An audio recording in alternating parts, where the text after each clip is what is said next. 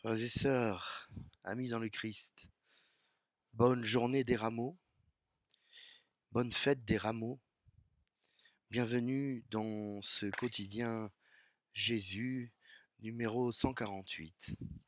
Aujourd'hui, nous sommes le dimanche des rameaux et de la passion de notre Seigneur Jésus-Christ. Et nous allons tous vivre en communion de prière ensemble dans nos églises, cette fête très importante pour les chrétiens. Aussi, nous prions le Seigneur pour cette entrée dans la semaine sainte. Prions pour tous les lieux de culte, pour qu'aucun incident n'ait lieu, pour que le Seigneur éloigne de nous les dangers. Remercions par avance les forces de l'ordre qui vont veiller sur nous, sur notre sécurité, sur notre vie. Soyons humbles, soyons sobres, soyons vigilants, car notre adversaire, le démon, rôde à la recherche de sa proie.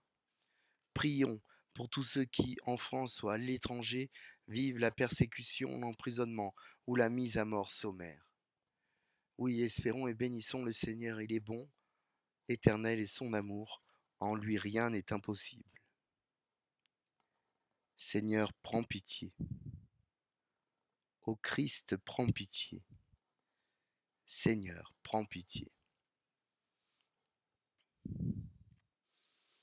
Bienvenue donc, chers frères et sœurs, aujourd'hui pour ce jour des rameaux, mais aussi pour ce jour de la passion de notre Seigneur Jésus-Christ. C'est un jour très important pour nous tous, chrétiens, mais aussi pour le monde et pour ceux qui ne sont pas croyants. Une amie juive m'a parlé un jour de ce qu'elle appelle avec humour les juifs de Kippour, le jour du grand pardon, jour considéré comme le plus saint de l'année dans le judaïsme. Ce sont des juifs qui ne viennent pas ou peu à la synagogue, mais qui sont là pour Kippour. Chez nous aussi, nous avons, comme les juifs de Kippour, les chrétiens des rameaux. Lors de cette fête, les églises sont bondées et certaines personnes se ruent pour venir avec de beaux rameaux tressés, faire bénir leur gris-gris, qui, une fois aspergé, leur suffit amplement. Ils ne perdent pas alors le temps d'assister au reste de la messe. Certains diront, mais voilà, les gens viennent et c'est positif. Seulement, le but des rameaux n'est pas de fournir un porte-bonheur incantatoire, qui d'ailleurs n'existe pas.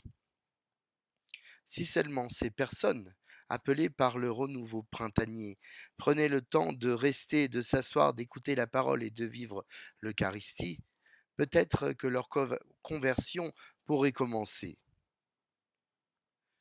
Frères et sœurs, je n'insisterai pas plus évidemment, n'ayant aucun désir de juger personne. Mais je constate un fait que vous tous partagez, je pense, juste que c'est là assez symptomatique. À la fois de la vision que certains croyants ont de l'Église et de nous qui sommes de l'Église, de notre incapacité à les retenir. Mais d'un autre côté, la messe des rameaux ne saurait être un appât pour piéger les non-pratiquants. Cela n'est pas dans les habitudes de l'Église, comme cela n'est pas non plus dans les habitudes du judaïsme. Oui, aujourd'hui nous en verrons, ils nous passeront devant, parleront fort, car ils n'ont pas les codes. Ne soyons pas critiques, mais prions avec force, ils sont aussi chez eux. Prions pour eux, pour remercier Dieu de leur présence, qui vient certes nous bousculer, mais qui vient nous bousculer à nous, dans nos scléroses, afin qu'en étant là, ils se laissent pénétrer par Dieu et que Dieu les change comme il peut nous changer en profondeur vers une vie de foi et d'amour. Que Dieu nous entende. Aujourd'hui, nous lisons deux parties d'évangile dans Saint Matthieu, au chapitre 21 et 27. D'abord, l'entrée messianique de Jésus dans Jérusalem, et puis sa passion. Jésus et ses disciples, approchant de Jérusalem, arrivèrent en vue de Bethphagée, sur les pentes du mont des Oliviers. Alors Jésus envoya 2 disciples en leur disant: Allez au village qui est en face de vous. Vous trouverez aussitôt une ânesse attachée et son petit avec elle. Détachez-la et amenez-les-moi. Et si on vous dit quelque chose, vous répondrez: Le Seigneur en a besoin, et aussitôt on les laissera partir. Cela est arrivé pour que soit accomplie la parole prononcée par le prophète. Dites à la fille de Sion: Voici ton roi qui vient vers toi plein de douceur, monté sur une ânesse et un petit âne, le petit d'une bête de somme. Les disciples partirent et firent ce que Jésus leur avait ordonné. Ils amenèrent l'ânesse et son petit, disposèrent sur eux leurs manteaux, et Jésus s'assit dessus, dans la foule. La plupart étendirent leurs manteaux sur le chemin, d'autres coupaient des branches aux arbres et en jonchaient la route. Les foules qui marchaient devant Jésus et celles qui suivaient criaient: Hosanna au fils de David, béni soit celui qui vient au nom du Seigneur, Hosanna au plus haut des cieux. Comme Jésus entrait à Jérusalem, toute la ville fut en proie à l'agitation et disait: Qui est cet homme? Et les foules répondaient: C'est le prophète Jésus de Nazareth, en Galilée. Aujourd'hui, exceptionnellement, je lirai le psaume 21. Mon Dieu, pourquoi m'as-tu abandonné? Tous ceux qui me voient me bafouent, ils ricanent et hochent la tête. Ils comptaient sur le Seigneur qu'il le délivre, qu'il le sauve puisqu'il est son ami. Mon Dieu, pourquoi m'as-tu abandonné? Oui, des chiens me cernent, une bande de vauriens m'entoure. Ils me percent les mains et les pieds, je peux compter tous mes os. Mon Dieu, pourquoi m'as-tu abandonné? Ils partagent entre eux mes habits et tirent au sort mon vêtement. Mais toi, Seigneur, ne sois pas loin. Ô ma force, viens vite à mon aide. Mon Dieu, pourquoi m'as-tu abandonné? Tu m'as répondu et je proclame ton nom devant mes frères. Je te loue en pleine assemblée. Vous qui le craignez, louez le Seigneur. Mon Dieu, pourquoi m'as-tu abandonné?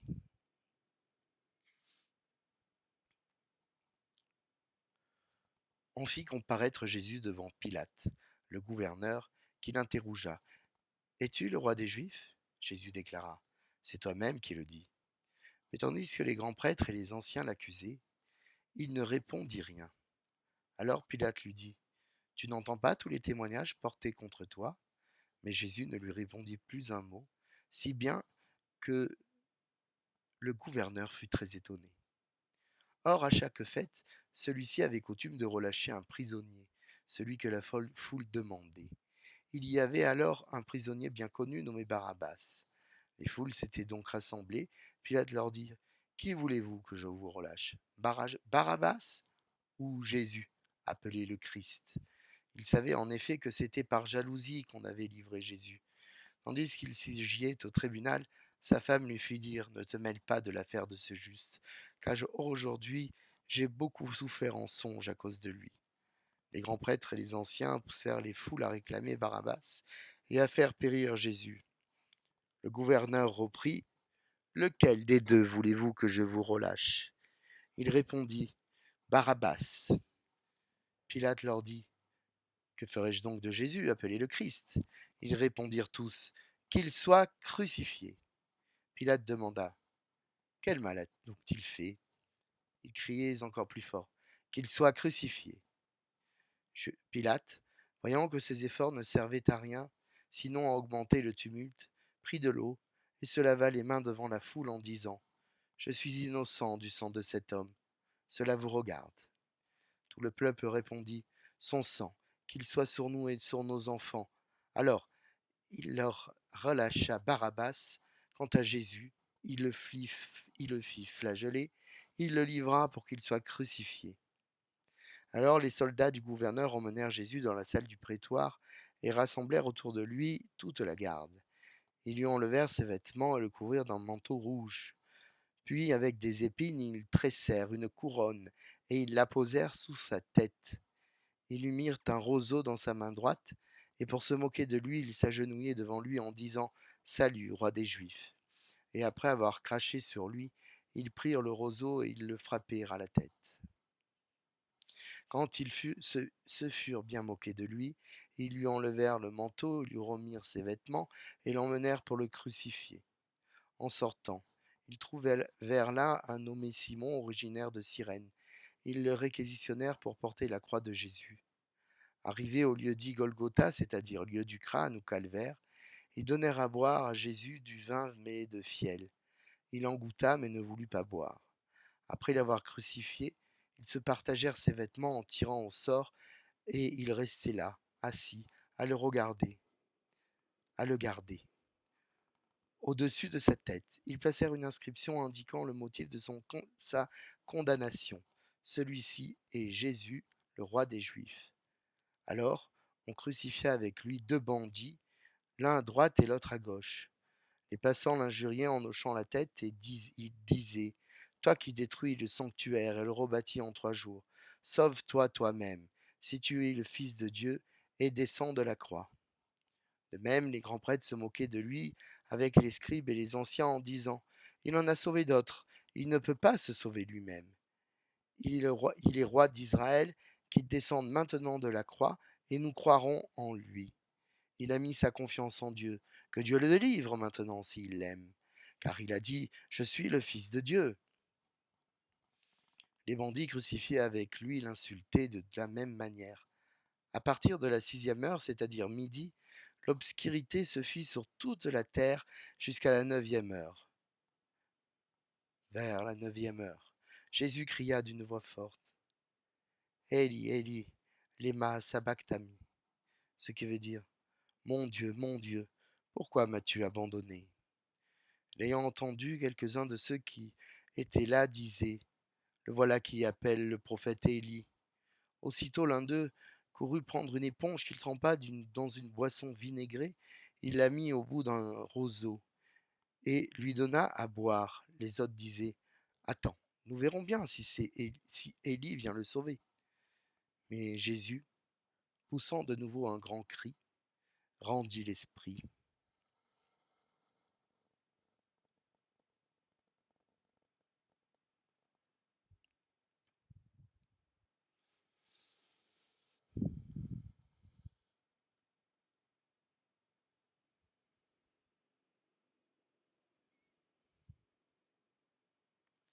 Et voici que le rideau du sanctuaire se déchira en deux.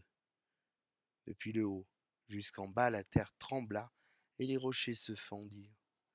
Les tombeaux s'ouvrirent, les corps de nombreux saints qui étaient morts ressuscitèrent. Et sortant des tombeaux après la résurrection de Jésus, ils entrèrent dans la ville sainte et se montrèrent à un grand nombre de gens. À la vue du tremblement de terre et de ces événements, le centurion et ceux qui, avec lui, gardaient Jésus, furent saisis d'une grande crainte et dirent Vraiment, celui-ci était fils de Dieu. Nous acclamons ta parole. Louange à toi, Seigneur Jésus. Ceux qui t'acclament, Seigneur, lorsque tu entres à dos d'âne dans Jérusalem de façon messianique, ainsi qu'il l'est dit dans les Écritures, ceux-là même t'accableront au jour de ta passion. Ils sont forts à t'acclamer, puis à t'accabler. Ces gens, Seigneur, c'est nous tous. C'est le peuple au cœur dur, à la nuque raide, qui, d'un côté comme de l'autre, se laisse aller à la pensée du plus grand nombre, tandis que toi, tu es venu porter la parole du plus petit nombre. Les rameaux levés, agités dans les airs qui font ce petit cliquetis bruyant lorsque les feuilles s'entrechoquent, ces vêtements jetés par terre, c'est l'honneur de femmes et d'hommes, d'enfants qui te reconnaissent comme fils de Dieu, comme le Messie. Nous aussi, aujourd'hui, nous reproduisons ce petit geste en ton honneur, par respect pour toi, par amour, par mémoire, par symbole. Et Hosanna fuse de l'hébreu Hoshana, qui signifie sauve. Nous t'en prions. Il s'agit d'une acclamation. En te demandant de nous sauver, nous reconnaissons que tu es notre Sauveur. Oui, nous voulons te bénir car tu es celui qui vient au nom du Seigneur, puisque tu portes ce nom, puisque tu es le Seigneur. Oui, tu es Dieu qui s'est fait homme et qui avance parmi nous, devant nous, pour entrer dans la cité sainte et y vivre ses dernières heures, afin de racheter toutes les dettes du monde. Hosanna au plus haut des cieux. Nous voulons que les cieux entendent nos suppliques, que les cieux entendent notre joie, que les cieux entendent à quel point nous t'aimons, Seigneur Jésus, que les cieux nous prennent pour témoins. Mais est-ce suffisant? En te voyant entrer dans la ville sainte pour cette troisième et dernière Pâque, nous savons que tu n'en sortiras pas d'ici vivant. Mais eux, les présents, ne le savent pas encore. Ils l'ignorent même. À leur décharge, ils ne peuvent pas ce qui, ils ne savent pas ce qui se fomente et ce que fomente un complot parmi les puissants, dont le but est de te faire tomber. Mais toi, oui, tu le sais. C'est librement que tu entres dans Jérusalem, c'est librement que tu te donnes. Mais jamais une personne ne peut te prendre, car c'est toi seul qui te donnes. En Jérusalem, c'est l'agitation, comme cela sera le cas aujourd'hui aussi dans nos églises, une fébrilité, un mouvement de la foule qui annonce la deuxième agitation qui aura lieu et qui aussi est racontée en ce jour, celle de ta passion, le vendredi saint. Après que tu aies célébré la Pâque la veille de tes apôtres, avec tes apôtres, et que tu aies institué l'Eucharistie dans la Sainte Seine. Les chrétiens qui ne viennent que pour la bénédiction des rameaux et qui s'en vont font le choix de ne retenir que la joie sans la douleur. Or, joie et douleur sont intimement liées, quoi qu'on en dise, et même si cela ne nous plaît pas. D'un coup d'un seul, nous passons de ce rituel où l'eau bénite viendra nous tremper à celui où dans la sobriété, le sang du Christ mort viendra nous asperger, si bien que c'est la couleur liturgique des rameaux, le rouge du sang. C'est une lecture longue, irritante, assommante, difficile à supporter. Cela d'ailleurs est fait exprès, car même la forme brève et longue que je vous ai lue est longue. Nous sommes appelés à revivre, à notre tour, ta douloureuse passion, passion douloureuse dans ton corps et dans ton âme. Nous sommes appelés à revivre ce qui t'a conduit de l'acclamation à l'accusation, de l'accusation à l'inculpation, de l'inculpation à la condamnation. Et toi, tu laisses faire, sans jamais mentir, nier ou rejeter. Tu assumes, et tu en payeras le prix du sang, si bien que le peuple préférera faire libérer le criminel Barabbas plutôt que toi, le grand innocent. Oui, le grand innocent. Alors on te fouette, on te moque, on te frappe, on rit comme des charognes, comme des hyènes affamées, on détruit peu à peu ton corps et on te cloue à la croix, on t'élève de la hauteur du Golgotha à la vue du monde, à la vue de l'univers. Et toi, tu prends toutes les souffrances, tu refuses jusqu'à cette boisson qui fait office de drogue anesthésiante. Tu vis tout totalement, et un moment tu sombres dans l'obscurité d'un monde lui-même plongé dans une nuit inexplicable, criant au Père et lui demandant si il t'a abandonné. Pour un temps, tu es livré à la vérité de ton humanité, puis tu rends l'esprit à cette annonce dans toutes les églises du monde. Tous ceux qui entendront ça s'agenouilleront, feront silence quelques instants de la mort de leur Christ, Fils de Dieu. Tu meurs ainsi, et la terre vrombit, et le temple tressaille, et les tombeaux s'ouvrent. Tu meurs. Il en est fini de la passion. Il en est fini de ton incarnation. Nous entrons dans la grande nuit de l'attente, celle de ta résurrection. Le dimanche des rameaux nous dresse le tapis des 5 jours qui arrivent et de la semaine sainte. Nous allons les vivre, ces 5 jours. Mais à la fin, cela n'est pas la mort. La mort, ta mort, n'a de sens que celui du rachat tes péchés, de ton passage au séjour des morts pour ramener les saints, les prophètes des temps anciens, de la nécessité que nous avons de goûter à ton absence, pour qu'au matin du troisième jour, tu reviennes, ressuscité et glorieux, apaiser notre angoisse. Aujourd'hui, Jérusalem dans la joie, Jérusalem dans le sang. Nous en perdons le bon sens, car il n'y a aucun bon sens à la violence et à la mise à mort, mais seulement au retour de la vie. Qu'il en soit ainsi. Je vous propose, chers amis, avant de nous quitter, de prendre la deuxième lecture de l'Épître de Saint Paul, qui est un cantique pour prier. Le Christ Jésus, ayant la condition de Dieu, ne retint pas jalousement le rang qu'il égalait à Dieu, mais il s'est anéanti, prenant la condition de serviteur. Devenu semblable aux hommes, reconnu homme à son aspect, il s'est abaissé, devenant obéissant jusqu'à la mort, et la mort de la croix. C'est pourquoi Dieu l'a exalté. Il a doté du nom qui est au-dessus de tout nom, afin qu'au nom de Jésus tout genou fléchisse au ciel, sur terre et aux enfers, et que toute langue proclame Jésus-Christ est Seigneur, à la gloire de Dieu le Père.